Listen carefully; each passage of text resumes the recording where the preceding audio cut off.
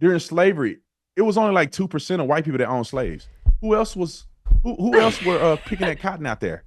They act like all white people were sitting around. To elaborate on that, because I've been down that path, as you know, I appreciate that the entire Southern economy benefited off of slavery, but the counter argument to that is that the North chose not to, and that 350,000 white guys died to end slavery. So it's like, right. Why can't we look at both sides of this?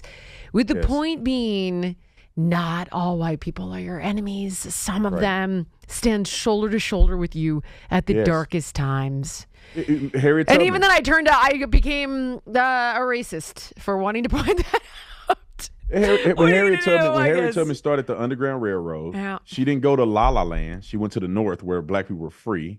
And actually, people don't know this because they don't talk about this for whatever reason. Harriet Tubman was actually married, and her husband was a free black man. And Harriet Tubman's mom and her sister, they were free. And most free black people actually still lived in the South. But Harriet Tubman's husband didn't want her to start the Underground Railroad. They lived together when she was a slave and he was free. The point that I would simply try to make here is that I get it. But when we get into like, your ancestors did this, what about the people whose ancestors died to end it? What about those guys? Can those guys be your friend? Where do we start? Yeah, what about people who never owned slaves? What about those people? What about the people who helped Harriet Tubman in the Underground Railroad? Listen, black people couldn't vote. So what about the people who voted for black people to be free from slavery? And the people who voted for black people to have rights and citizenship and be able to vote?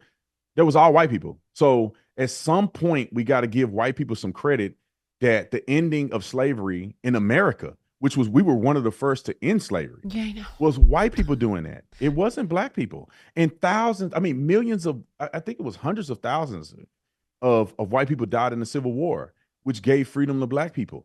And so there was a point in time, and then the group that won never had slaves. So the North won, they never had slaves. So can we start our country off by saying the non-slave group prevailed?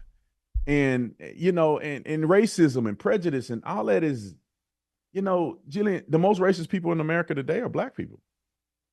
And nobody want to really be honest. Now, you could say because of slavery, you can make any excuse you want to make, but black people are really the racist people. When I go around black folks, they talk so poorly about white people and they say whatever they want, openly racist. White people ain't worried about black people like that, to be quite honest. The only thing they just really are not to that degree. There's racist white people, of course. But when I'm around black people, when I'm around white people, the hate and the vitriol seems to me to come more from black people. And then the white people are like, I don't have nothing against black people. Like, I ain't even thought of that. I didn't even know black people think like this. And black people are festering. They're in a bubble festering. All right, guys, if you like this clip and you want to watch the full episode, click here.